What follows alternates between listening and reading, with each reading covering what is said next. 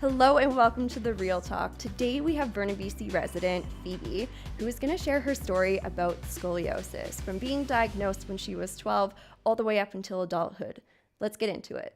Welcome, Phoebe. Thank you. I'm really excited to be here. Yeah, I'm so excited to have you. So your journey with scoliosis started when you were only 12. Mm-hmm. Can you take us back to that time and share how it was like when you first discovered that something wasn't quite right?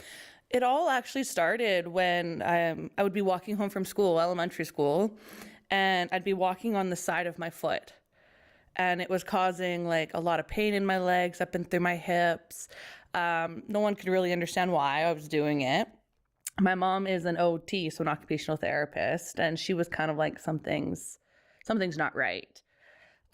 So they booked me in for a physio appointment with someone who took a look at my hips and noticed that they were oddly shapen. One was higher than the other. So she started working on my hips. She would pull on my hips. She would give me all these exercises for my hips, but it wasn't working. And was it painful to have it worked on, or? Uncomfortable. I wouldn't say painful. I would say it's uncomfortable because someone's just pulling on your leg, basically. But yeah, she eventually, I went for a few sessions and nothing was happening. She was still noticing one hip was higher than the other. And she had a sports physio come in. He just was working in the office that day. And he's like, hey, can you just come take a look at Phoebe? And, me and him had maybe a 2-minute conversation. He just went, bend forward. And I did. And he took his fingers, and my mom was there, and she still remembers it to this day, that his fingers literally just went in an S shape up my back. And he's like, you've got scoliosis. Holy, so you didn't, that's basically how you're diagnosed with it, right? Yeah. It was visible. Like, you could see it if I stood, of course we don't know what to look for. Mm-hmm. But as soon as I started standing straight, you could visibly see that my spine was twisted. Right. And there was no other signs before that? None that we noticed anyways. It all just came from me just walking funny. So the next step for you was being referred to a children's hospital. Basically, yeah. I had x-rays done. And since I was so young at the time, they were like, we're not going to send you to a regular hospital. I was sent down to a specialty hospital down in Vancouver, where they're more equipped for it. And again, lots more x-rays, MRIs, all these scans were done. And they basically told me that, yeah, you need to have surgery done. Your spine's too curved to have a brace. Oh, wow. With some people, they can have a brace and it's okay. I don't know the exact degrees of curves, but if you have a lower degree curve, it can be fixed with a brace. Oh, interesting. But it just, unfortunately, mine was just too severe to have it. Mm-hmm. So then basically from there, I was just put on a waiting list. And how long was the wait? It was a 2-year wait. Wow. Yeah. Holy. And was it ever pushed? Surprisingly not. That one was definitely more like, we need to get her done. But they have to do it after you've gone through puberty and you've stopped growing. Right. So that was my thing, because once you have the spinal fusion done, you can't grow anymore. So they had to we have to make sure you have fully stopped growing, and then we can go through with it. Did you understand the severity of what you were going through? I think at the time, no, because I was 12 when I was diagnosed, and it was 14 when I actually had the initial surgery done. To me, I just heard, you don't have a choice, really. It's either get the surgery done or be deformed, basically, and deal with it that way. And so my parents were the ones that really just went, she's got to do it. Right. So we went ahead and did it. And when you got referred to the hospital in Vancouver, was that when it just became a little bit more real for you? Yeah, I definitely got more real as the time ticked by. like the closer I got, and I had to do more of the testing because they had to make sure your lungs are good. You have to do all these different types of exams before you go in for surgery. So it was sort of at that point that I was like, okay, something's going to happen here. Yeah. My life's going to be changed for basically forever at this point. Right. And I mean, I'm sure that no other kids in your friend group, like in your school, were going through the same thing. No, I wouldn't say so. I didn't meet another person with scoliosis till many, many, many years after, like after high school and everything. So while you were on the wait list for surgery, what did a day in the life kind of look like? Were there things that you could and couldn't do? My life was mainly quite similar to everyone else's in that sense, other than the fact that I couldn't really do sports because when your spine curves, a lot of your other parts of your body curve with it. So my rib cage had twisted, all my muscles were twisted. So doing strenuous exercising and physical sports was just, it was either too painful, too uncomfortable, or my body just couldn't do it. So time goes by, the clock is ticking, it's 2 years, and you get the call. Yeah. We literally, we knew what day it was coming because they give you a call beforehand, being like, this is the date it's going to be. So me and my mom and my dad, and we packed up, we boarded a friend's van. We took all the back seats out of the van, threw mattresses down and everything because we had to figure out how to get me home before I even left. Yeah. So we packed all that. I even brought my cat with me because I needed comfort. Yeah, absolutely. I don't think we rented a house, but we stayed at someone's house. I think it was a coworker of my parents. So we get down there, we get to Vancouver. It's now the day before. And when you go in for surgery, you have to stop eating at a certain amount of time. So we ate quite a bit of yummy junk food beforehand because I'm 14. I wanted comfort food. I was just going to say, like, that's of course what you remember is like doing all these things that you never were allowed to do. Nothing was really changing. We ended up I had to have a special shower where I fully they disinfect you and everything like that. So that was when my mom finally got her last sort of before photo. And she, in it, you can really see how my spine is just so curved. It was crazy. And then, night of the surgery, I was nervous because that's sort of when it was really starting to kick in. It was like, oh my gosh, tomorrow is the day. So we arrived at the hospital for about 6 a.m. And then they put you through, they added all these electrodes to my head, which they literally had to glue in. They give you the relaxing kind of drug to stop you from being anxious and whatnot. And, I spent a few hours there while they were prepping. It's kind of boring, but that was just sort of the leading up to it. And then, my dad walked me down into the surgical room and, they had all their big screens up. They had x-rays up already. They had all these tools set out. And I'm sitting there and I'm now starting to be really going, okay, this is it. This is the moment. And then, they give you the anesthesia and I was out. So the surgery was a success and you woke up. Yeah. The surgery took about 8 hours. I was out cold for 8 hours. My parents were the ones that had to do all the waiting and, the anxiety of it all because I was asleep. And apparently when they very first saw me and they wheeled me out into the recovery room, I was swollen. My whole face, because I was laying face down on something for 8 hours.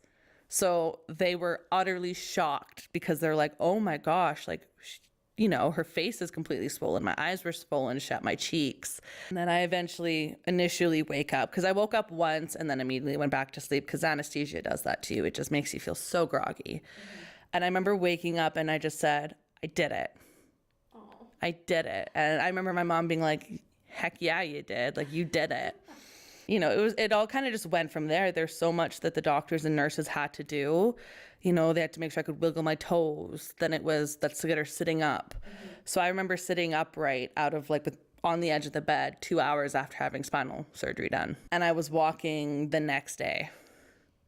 It was so crazy, but they had to make sure that everything was in working order because they were working so closely with my spinal cord. And I had to relearn how to walk, relearn how to do stairs.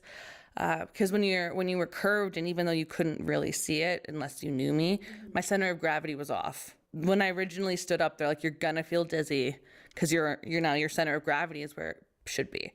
So I remember being really dizzy. Walking felt like I had concrete boots on. It was really, really weird trying, having to relearn the basic things that I'd known for 14 years. So how long were you down in Vancouver, like having these different appointments and stuff? I was only in hospital for a week. Okay. After all that, they checked to make sure there was no infections. They gave you the medications, and then they basically were just like, yeah, you're on your way home. But I had to do follow-up appointments. I think it was every 2 months to every 6 months to once a year. Back down in Vancouver. Yeah. Oh wow. So it's not just a lot for you, it's a lot for your family. Oh, yeah, they had to sacrifice and commit a lot of time and whatnot to helping me with this. Yeah, absolutely. So coming home, you had mattresses in the back of the van. Brutal, the drive home. I remember because we first had to get me from the hospital to the house we were staying at. So we stayed there for about, I think, a few hours. And I remember trying to sit upright in the chair was excruciating. I remember crying on the entire drive home. Anytime there was a speed bump that my body was jostled, it just sent a spike of pain throughout my body. So we get back to this house. The parents are loading up the vehicle. They're loading up the cat. They get it all comfortable. And, I took my meds and I just laid in the back seat or on the floor on a mattress for 5 hours until we got home. And then I remember trying to walk up the stairs. My mom's being very much like, okay, one step at a time. And I've got my dad's blood in me. So I'm going, I need to just get up these stairs. But yeah, I got on the couch and I was off from school for a month, just recovering on my own, basically. There was nothing really anyone else could do. Right. And what did that mean for like school for you and stuff? A lot of the teachers gave me like a break almost. I didn't really miss it. I kept up with as much as I could, but they kind of gave me more of the projects that would count a lot towards my grades. Like just regular math homework or socials homework. They're like, we're not gonna, you're just coming off spinal surgery. But if there was like a big project that had something to do with our grade, then they're like, try and get this done. My photography class actually was the one that I got extra time to do everything, so I could come in on lunches or breaks and do all that stuff. So it really didn't affect my schooling too much. Despite the surgery, you were still experiencing a lot of pain, even though you were technically healed. Yeah. A lot of it also came from just the fact that my body was used to being twisted. So there was a lot of, now that my spine was fused straight, a lot of the muscles still didn't know what to do. There was still that sort of aspect to it. So there was always ongoing just muscle pain and stiffness and joint issues. But then there was just something to me that just never felt right. Like I was, there'd be days where I wouldn't be able to move, or I'd be leaning on a wall because I couldn't stand. And I remember talking to my doctor about it, and he was just like, yeah, no, it's just how it is. Like your body will eventually get used to it, and so forth and so forth. So that went on for quite a few years. And then I got in touch with my specialist, my surgeon again, and I was like, I need to talk to you. Like I need to, even if there's nothing wrong, I still just need to talk to you. And I told him about the kind of severe pain I was getting, the nerve pain, and he just went, no, that's not right. Something is not right. You should not be in this amount of pain. That's 3 years later, basically. Mm-hmm. They put me through a bone scan, which was kind of cool because I got a little certificate that said I was radioactive for a day. So I thought that was cool, being like 15, 16 years old. But it turned out I'd actually snapped one of my screws, completely snapped it off from the bone. And my surgeon I remember him just looking at me and then looking at me, then looking back at the x-ray and looking at me going, what? I take that's not a very common thing. No, it's not. It's not something that commonly happens. So he basically said to me, he's like, you're going to have another surgery. Oh, wow. We have to go in and fix this. Because in the x-ray, you could clearly see like your vertebrae, and then a little bit down was the head of the screw. Like it had fully detached, basically. So Then I was scheduled for another surgery. But thankfully, this one didn't have nearly as long of a wait. But it wasn't one where they're like, we'll book you ahead of time. It was when you get the call, you get the call. Yeah. So I got my call 3 days after grad. Yeah. Here you are, just like ready to start your life. And here I am being like, oh, great. Yeah. Thankfully, my parents were working in Vancouver and Langley at the time, and they had just left to head down there. So I called them, I'm like, you guys got to come back and pick me up and take me. We're getting surgery done. And that one, again, I didn't really like have anxiety towards it because, again, it was just something I had to do. You know, like it's either deal with the pain you're in or go through something else. That will hopefully make your life better. Exactly. So kind of the similar leading ups to it. You know, you've got to eat certain, or you've got to stop eating at a certain time, be at the hospital so they can do all their prep work on you. All of that was the same. Mm-hmm. And I was told that this was going to be a maybe 2-hour surgery and I'd be out by the end of the day. Like day surgery. Basically. Yeah. Right? Which is mind blowing to think about when it comes to the spine. Turns out it ended up being maybe a 6-hour surgery, maybe more. And I was actually in hospital for a week. So it was a 6-hour surgery. Yeah, it ended up being a lot longer than they had anticipated due to the fact that when they opened me up. Got in there, yeah. They realized that the screw had broken flush to the bone. Oh. So there was literally nothing for them to grab onto and twist out. So they tried to do as minimal damage as possible to the surrounding areas and just nothing was working.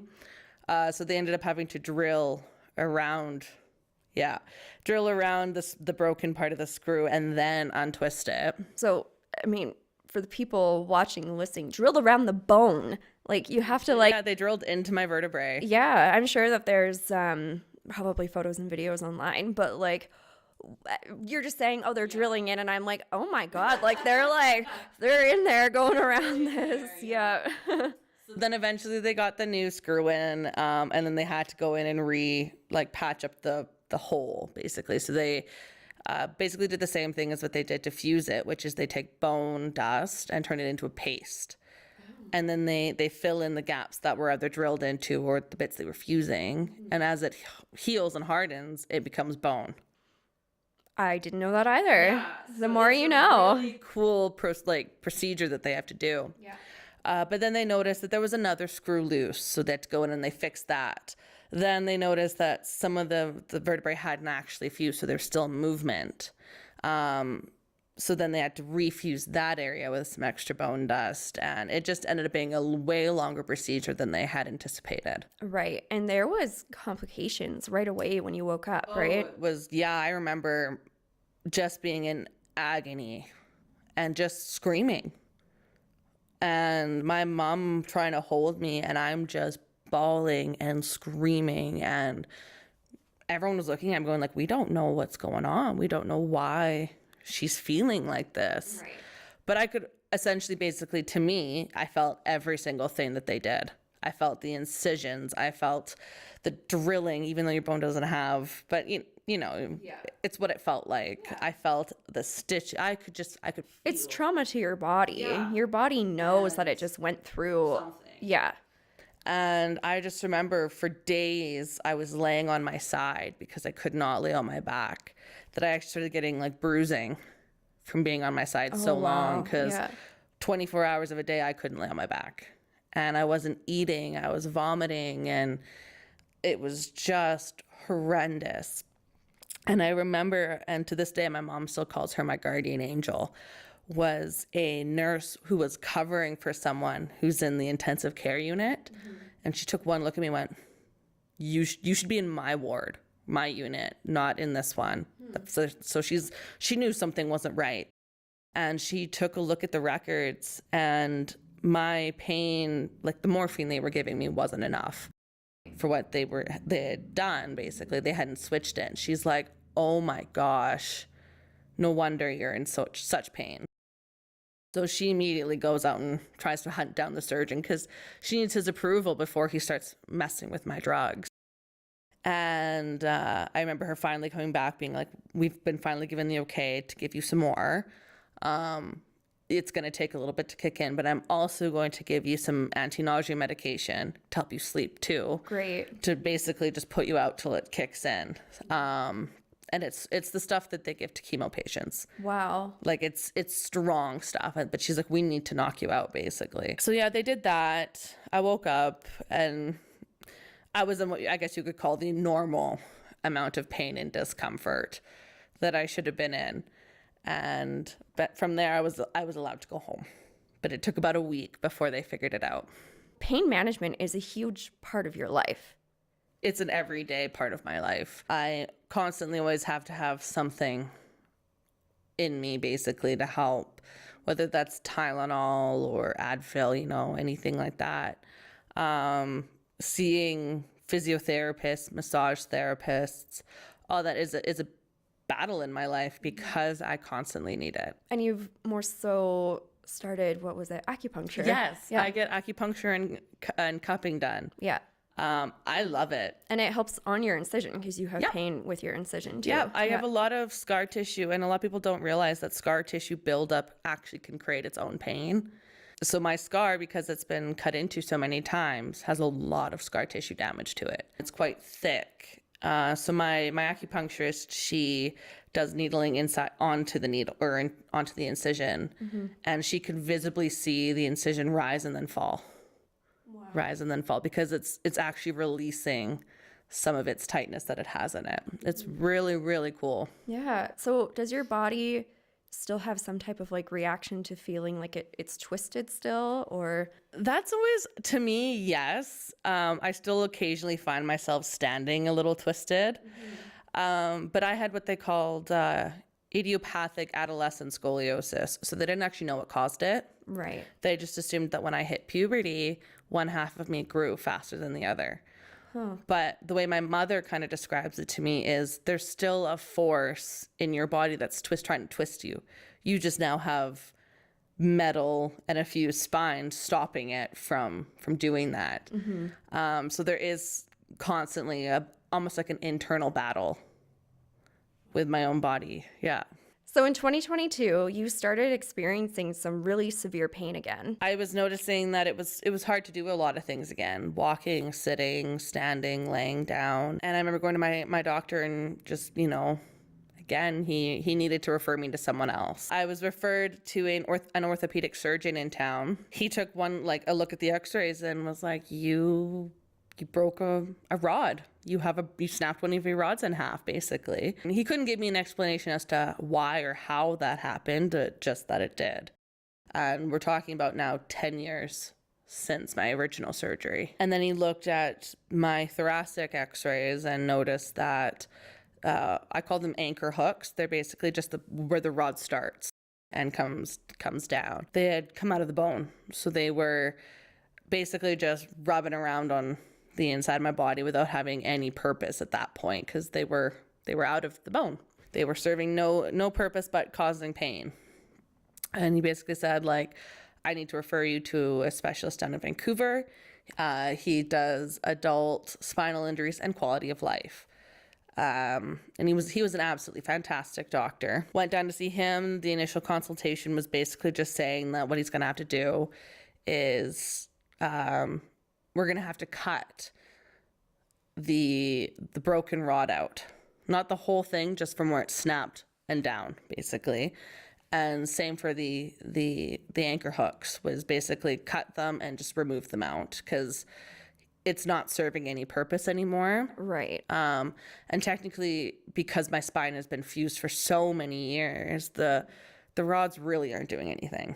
Right? Like the bone is solidified at this point. So I, agreed, obviously, and I was put on, I guess you could call it a wait list, but it's basically, they'll let you know a rough estimate, but the date could change because it's a bigger hospital, more emergencies. My date got pushed a few times, but it finally came around for March 31st. We went in, we did the prep work, we did all the disinfecting and the tests that you need to get done, and I was wheeled into the operating room. They, again, attached all your heart monitors and everything. They attached certain electrodes to watch certain wavelengths of your brain to make sure that if they're around your spinal cord, nothing happens. And the surgeon comes up to me and he just wants, to have one last chat. And he says that he's noticed that one of my vertebrae in my lower back has a crack in it. He doesn't know the extent of it until he actually gets in there. But he wanted my consent to, if need be, fuse it and go further down, which made me very nervous, but I obviously agreed. Yeah. And I was put out, and there it was. And I woke up 2 hours later, and I just remember the first thing I asked was, did they have to do more? Because I was just so paranoid. Yeah. And she's like, no, surgery was totally fine. You're all good to go. So I had to stay in this recovery wake up room for a little while, where they made sure the anesthesia wore off and I was a bit more coherent. And then I was wheeled into another room where my mom was, and we were basically hanging out for maybe 2-3 hours until they made sure there was no issues, the pain levels were down. What a drastic change from your last surgery. I'm still waiting for something to go wrong, because I was just like, oh geez. Like, that last one was just horrendous. And then, my mom and I were out of there within not even 12 hours of surgery. You had a full spinal surgery in one day. One day, and I was out walking. Like, they wheel you out in a wheelchair, but I was walking to the car. But you're literally walking, and I was like mind blown just how far we've come medically as a society. It's crazy. So even though your scoliosis has technically been corrected, this is a lifelong journey for you. Yes, always will be. I'll always have something to work on. I'm in deep dealings with my physiotherapist, my acupuncturist. I'm constantly visiting with my doctor, just trying to get pain management, because your body does eventually get used, when you've been on them for so many years, get used to pain meds. Mm-hmm. And they just stop working as great. So it's always been just sort of a constant battle at trying to find the best pain management for me. Right. And the fact that I only really have 3 vertebrae, I believe it is, in my lower back that can move on their own. They take all the weight bearing. If I do any kind of twisting, they take it all on. So they wear out a lot faster than most people's bones would. So that's always going to be an issue. Plus muscle imbalances. Because of the curve, certain parts of my body are stronger than the others. Some areas of my back have 0 muscle tone compared to the others. So it's a constant need for adjustments and help. Mm-hmm. And my physio says, basically, for me to ever feel even remotely pain-free, I'll never be pain-free, but remotely, I have to be fitter than the average athlete. Oh, wow. Yeah. That's a pretty crazy thing to be told. It's a daunting thing, because your whole life is going to have to be based around fitness. Yeah, absolutely. And you've been working with a trainer. Yeah, I just started with a trainer, especially because recently my muscle imbalances have started to cause a lot of pain in themselves. Mm-hmm. But from what I've been told, it's correctable without surgery. You basically just need to get the muscles that have nothing to gain more, and the ones that are in overuse to calm down a bit. So I've been working with a lot of different specialists. I'm still waiting to see a couple specialists so that I can actually talk to someone about pain who actually understands the depth of it. Right. As well as a physiatrist to possibly get injections and whatnot. What kind of injections would it be? I'm not 100% sure. They just call it what they call a trigger point injection. Okay. So I'm assuming like a cortisone or a steroid shot. Right. Or something just into the area that is the most inflamed to kind of calm it down a bit. Okay, so we've reached the end of our podcast today. And if our listeners could take away one thing from this podcast, what should it be? I would definitely have to say, don't judge a book by their cover. Be more empathetic, because someone can look one way and feel totally different. Like, looking at me, you'd never know that I've had 3 spinal surgeries and I deal with pain on a constant daily basis, right? But I am. It's my struggle. And you never know what someone else's struggle is. And just to treat people with kindness, empathy, and understanding. Well, thank you so much for coming on today, Phoebe. Yeah, no worries. I had a great time. Oh, we really appreciate you coming out today. No worries. And thank you everybody for watching and listening, and we can't wait to see you next episode. Bye.